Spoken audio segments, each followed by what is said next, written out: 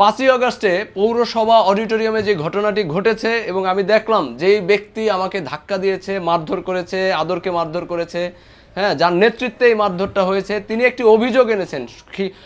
তিনি বাঁচার জন্য খুবই সুকৌশলে এইখানে প্রধানমন্ত্রী এবং তার পরিবারের বিরুদ্ধে কটূক্তি করেছি, এই ধরনের অভিযোগ তিনি এনেছেন।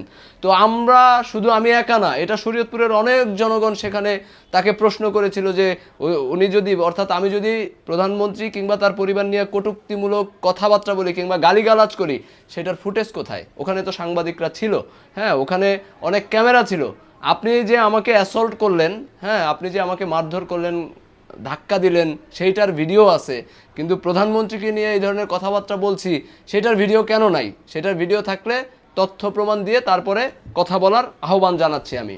আরেকটি বিষয় হচ্ছে, দেখেন, আমরা অনুষ্ঠান স্থলে ঢোকার সাথে সাথে ঘটনাটি ঘটেছে, অর্থাৎ প্রথমবার আমরা এই জুলাই স্মৃতিস্তম্ভে ফুল দিয়েছি, ফুল দিয়ে সাথে সাথে আমরা অডিটোরিয়ামে মুভ করছি। তো ঢোকার পরপরেই আমরা সবার সাথে কুশল বিনিময় করে আমরা বের হয়েছি।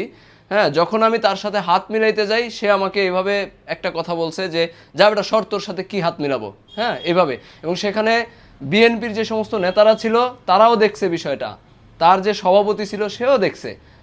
তো তার এই আচরণ আমার প্রতি কেন আমি জানি না, বা জুলাইয়ের প্রতি কেন সেটাও আমরা জানি না। জুলাইয়ের প্রতি তার এত ক্ষোভ কেন, আহতদের প্রতি তার এত ক্ষোভ কেন?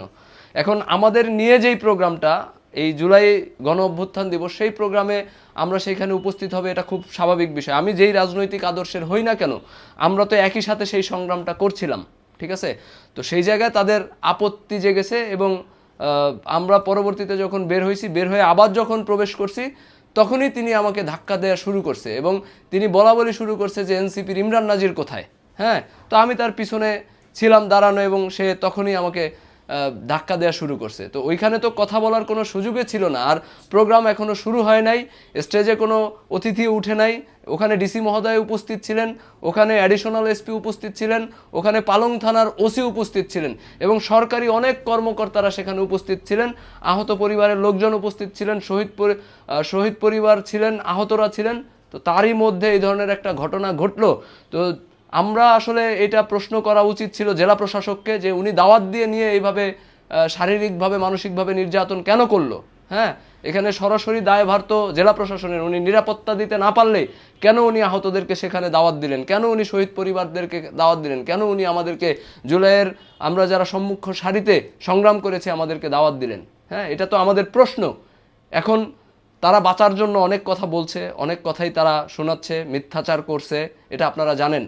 যদি এই ধরনের কোনো ঘটনা ঘটে থাকে তাহলে তাকে প্রমাণ দিতে বললেন, ঠিক আছে? আমি ওপেন চ্যালেঞ্জ করছি, উনি কোনো প্রমাণ দিতে পারবে না।